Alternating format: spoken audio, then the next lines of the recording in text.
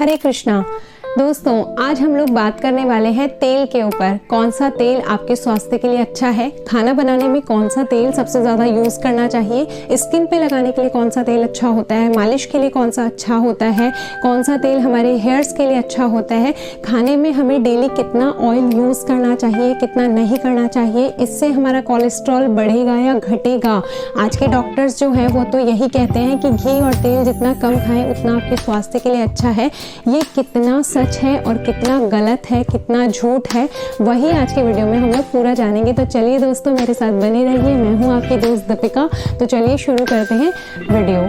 आज के समय में हर व्यक्ति हेल्थ कॉन्शियस है और वो यही चाहता है कि उसके परिवार को वो अच्छे से अच्छा स्वास्थ्य दे, अच्छा खान पान उनका हो, ताकि वो लंबी आयु प्राप्त करें, निरोगी रहें।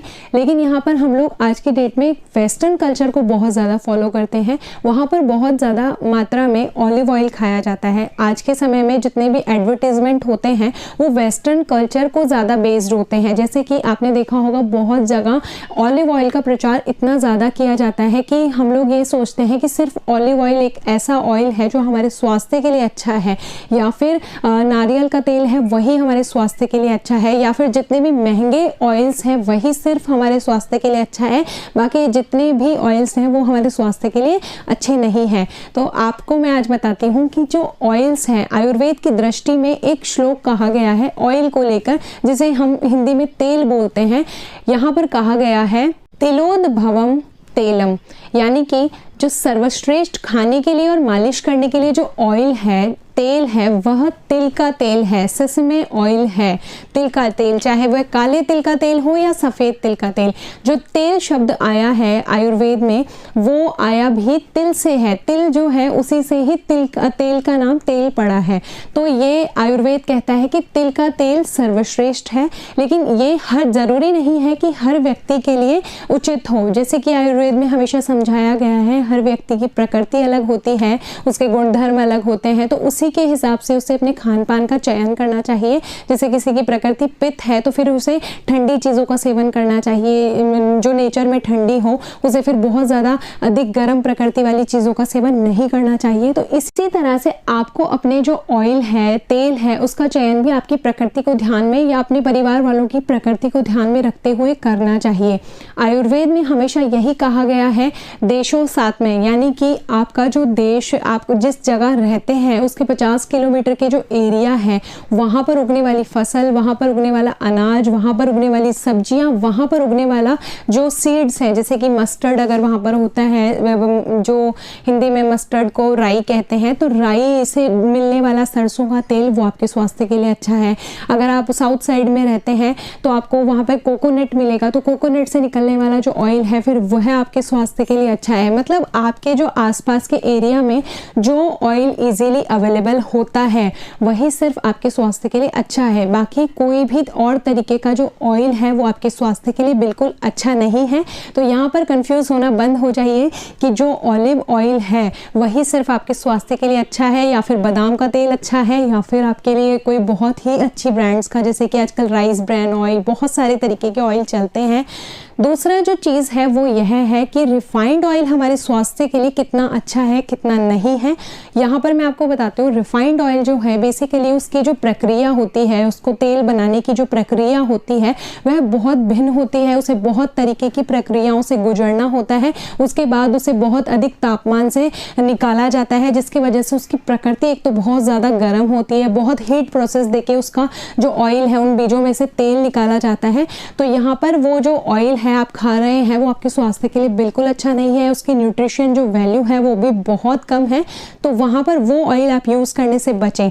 अब ऐसा क्यों कहते हैं डॉक्टर्स और कि आपको ज़्यादा ऑयल नहीं खाना चाहिए, आपका कोलेस्ट्रॉल बढ़ेगा, आपका बीपी बढ़ेगा, आपको बहुत सारी प्रॉब्लम्स आएगी। तो यहाँ पर ये कहा जाता है, मैंने आपको एक घी के ऊपर वीडियो बनाकर दी थी, वहाँ पर भी मैंने आपको कहा था कि जितना तली हुई चीज़ें आप खाएंगे वो आपके स्वास्थ्य के लिए अच्छी नहीं है, क्योंकि उसको पचाने के लिए हमारे शरीर की जो सारी ऑक्सीजन है वो सारा पचाने में उसको, मतलब जितना हैवी फूड हम लोग खाते हैं आप देखेंगे उस दिन हम बहुत ज़्यादा थोड़ा लेज़ी फील करते हैं, क्योंकि जो हमारे शरीर की ऑक्सीजन है उसको डाइजेस्ट कर रही होती है, सारी ऑक्सीजन तो वहाँ लग जाती है हमारे डाइजेशन में, तो वहाँ पर आपका फिर कभी कभी आप खाते हैं वो बहुत अच्छा है, लेकिन डेली अगर आप तली हुई चीज़ें खाते हैं तो वो आपके स्वास्थ्य के लिए अच्छा नहीं है।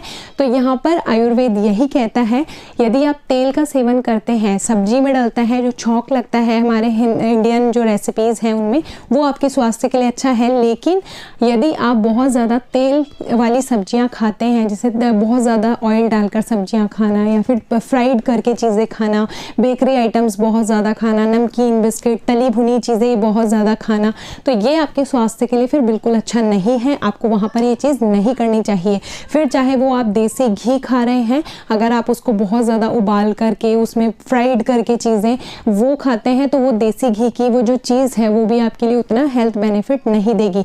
फिर किस तरह से हमें घी और तेल का सेवन करना चाहिए कि हमारा कोलेस्ट्रॉल भी नहीं बढ़े और हमारा स्वास्थ्य भी इम्प्रूव रहे। देखिए जो तेल का नेचर है वो कैसा है, ये है स्निग्ध। यहाँ पर ये तेल हमेशा चिकनाहट लिए होता है, वात दोष को कम करने की उसमें एक बहुत अच्छी प्रॉपर्टी होती है, रूखापन जो होता है उसको कम करता है। इसका नेचर अलग अलग तेल का अलग अलग नेचर होता है, जैसे कि तिल का तेल है तो वो गर्म होगा, प्रकृति उसकी गर्म है, लेकिन यहीं पर अगर हम लोग नारियल का तेल लेते हैं तो वहाँ पर उसकी जो प्रकृति है वो ठंडी है। तो सरसों का तेल है वो फिर से गर्म है। तो यहाँ पर इस तरीके से आप तेल का चयन कर सकते हैं। अब किस तरीके से खाएं कि जो तेल है वो हमारे हेल्थ के लिए बेनिफिट्स दें, हमें नुकसान ना पहुंचाए। तो यहाँ पर आयुर्वेद कहता है कि यदि आप उसे कच्चा खाते हैं, जैसे कि साउथ में क्या होता है कि बहुत लोग अगर घी नहीं होता है उनके पास में तो तिल का तेल लेते हैं, तिल का तेल रोटी पे चौपड़ कर और उसे खाया जाता है, या फिर आप सब्जी में डालकर उसे खा सकते हैं। इसी तरीके से यदि आपका पेट साफ नहीं होता है तो आप एरंड का जो ऑयल होता है, कैस्टर ऑयल जो होता है, उसे 2 चम्मच लेकर गुनगुने पानी के साथ में और सो सकते हैं। नेक्स्ट डे आपका जो कब्ज की प्रॉब्लम है वो ठीक हो जाएगी। तो इस तरह के अगर आप ऑयल्स को कच्चा खाते हैं, मतलब आप अपनी सब्जी में ऊपर से डाल सकते हैं, लेकिन उसको ज़्यादा भूनना नहीं है, तो वो आपके स्वास्थ्य के लिए फिर बहुत अच्छा है। अब बहुत लोग बोलते हैं कि मैम हम लोगों ने देखा है कि ऑलिव ऑयल जो है वो बहुत अच्छा है, ऑलिव ऑयल बाहर के कंट्रीज़ में है। पहली बात तो आयुर्वेद कहता है कि आपको ऐसा ही ऑयल खाना है जो देशों साथ में है, मतलब आपके आसपास के एरिया में होता है। आपको किसी की कॉपी नहीं करनी है कि वो ये खाता है तो मैं ये खाऊं। देखिए जो बाहर का फूड होता है वहाँ पर ये जो तड़का लगाने वाली प्रोसेस होती है वो बहुत कम होती है, बहुत कम होती है। और आपने देखा होगा वो ज़्यादातर ये जो होती है सैलड्स होती है वही खाते हैं, वो बहुत ज़्यादा फ्राई करके कोई चीज़ नहीं खाते हैं। उनके यहाँ मीट्स बहुत ज़्यादा चलता है तो वही चीज़ें फ्राई होती है और उनके लिए वो चीज़ अलग यूज़ करते होंगे। लेकिन जब भी वो सैलड्स बनाते हैं तो उसी में वो ऑयल डालते हैं। ऑलिव ऑयल हमेशा सैलड में डाला जाता है। ऑलिव ऑयल का जो स्मोक पॉइंट है, जब भी कोई ऑयल हम लोग खा रहे होते हैं तो उसका एक स्मोक पॉइंट होता है। अब आपको स्मोक पॉइंट के बारे में मैं थोड़ा सा बताती हूँ। जैसे कि सरसों का तेल है, जब आप उसको गर्म करते हैं तो आपने देखा होगा सरसों का तेल थोड़ा सा टाइम लेता है गर्म होने में, उसमें धुआं उठने में। आपने कभी भी अपनी मम्मी को सब्जी बनाते हैं, अपनी सिस्टर को सब्जी बनाते हैं, अपनी वाइफ को सब्जी बनाते देखा होगा, तो वो जो ऑयल है वो गर्म होने में थोड़ा सा टाइम लेता है। लेकिन उसके जगह अगर आप कोई रिफाइंड ऑयल लेते हैं या कोई और अदर ऑयल लेते हैं वो बहुत जल्दी गर्म हो जाता है। तो आपने ये चीज़ जो आप नोट कर रहे हैं, जो डिफरेंस नोट कर रहे हैं टाइम का, वही है उसका स्मोक पॉइंट। कि जो ऑयल है, इंडियन सब्जी के लिए जो ऑयल है उसका जो स्मोक पॉइंट है वो बहुत ज़्यादा देर तक है, मतलब थोड़ा ऊपर तक है तापमान उसका। लेकिन यदि आप इसी जगह ऑलिव ऑयल को गर्म करेंगे, आप देखेंगे चुटकी भर में ऑलिव ऑयल गर्म हो जाएगा, वो बर्न हो जाएगा, उसके बाद उसका धुआं उड़ जाएगा। तो ये जो जला हुआ तेल है, जो आप उसको धुआं उड़ा देते हैं, उसका वो जो जला हुआ तेल है वो आपके स्वास्थ्य के लिए बिल्कुल अच्छा नहीं है, वही आपको कोलेस्ट्रॉल प्रॉब्लम देगा।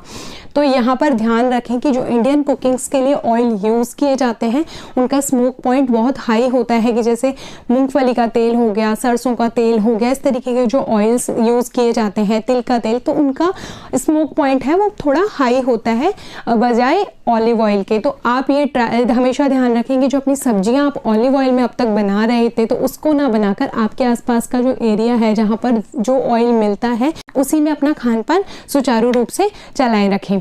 अब दूसरी बात आती है कि हमें ऑलिव ऑयल भी बिल्कुल हमारे स्वास्थ्य के लिए अच्छा नहीं है। अब दूसरी बात ये आती है कि बहुत लोग यही कहते हैं कि फिर हम लोग तेल का चयन कैसे करें। आज के डेट में ऑर्गेनिक के नाम पर बहुत सारी कंपनीज खड़ी हैं मार्केट में, बहुत कंपटीशन है कि हमारा ऑयल लो, हम प्योरेस्ट फॉर्म आपको दे रहे हैं।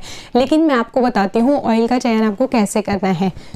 यदि आपके आसपास कोई कच्ची घानी है, जैसे कि आप फोटो में देख रहे हैं, आपके आसपास कोई कच्ची घानी है जहाँ पर नेचुरल तरीके से ऑयल निकाला जाता है, लकड़ी की जो एक मशीन होती है उसके द्वारा ऑयल निकाला जाता है, सिंपल तिल को डालकर तिल का तेल निकलेगा, मूंगफली को, उसमें ज़्यादा प्रोसेस नहीं होती है। और जो तेल जितना गाढ़ा होता है, मतलब आप उसको जब टच करेंगे उस तरीके से, जो उस प्रोसेस से जो तेल निकलेगा वो जितना गाढ़ा होगा वही उसकी प्योरेस्ट फॉर्म है। तो हमेशा ये चीज़ ध्यान रखें कि जो भी ऑयल आप यूज़ कर रहे हैं उसको चेक कर सकते हैं कि ये गाढ़ा है, और जो अदर ब्रांड्स के ऑयल्स हैं उनको चेक कर सकते हैं। तो आपको वहाँ पर एक चीज़ क्लियर हो जाएगी कि हाँ ये प्योरेस्ट फॉर्म है। दूसरा, यदि आपके आसपास ऐसा कोई भी प्रोसेस नहीं है कि आप खुद से जैसे मूंगफली लेके जाके उसका तेल निकलवा के लाएं, या फिर खुद भी ऐसा कोई भी आपके आसपास चीज़ नहीं है जिससे पॉसिबल हो, तो आप फिर ऑर्गेनिक जो कंपनीज आती हैं आज की डेट में, या फिर कोई भी ऐसी कंपनी जिस पे आपको भरोसा है, आपको लगता है कि हाँ ये कंपनी का जो ऑयल है वो बहुत अच्छा आता है, ज़रूरी नहीं है कि वो बहुत महंगा ही हो, बहुत सस्ते में भी आज की डेट में बहुत सारे लोग अच्छा काम कर रहे हैं। तो आपके आसपास आप सर्च कीजिए कि किस तरीके का ऑयल आपके यहाँ बनता है, कौन सा ऑयल सबसे ज़्यादा बनता है और कौन सा आपको ईजीली अवेलेबल हो पाता है, वही चीज़ आप अपने खान पान में रखें।